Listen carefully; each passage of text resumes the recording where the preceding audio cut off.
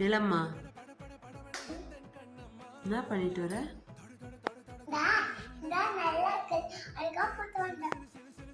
ஏன் நீலம்மா இப்படி பண்ற? காட்டு, மூஞ்சி காட்டு. ஒரு ஸ்டிக்கர் பாக்கெட் ஃபுல்லா மூஞ்சி கை காலுன்னு எல்லாம் ஒட்டிட்டு வந்துட்டேன். நானும் டென்ஷன் ஆகி கத்தக்கூடாத. கைக்கு தான் ஒட்டினியா, காலுக்கு ஒட்டலையா? காலி ஆயிடுச்சா? டைம் என்ன தெரியுமா ஆகுது?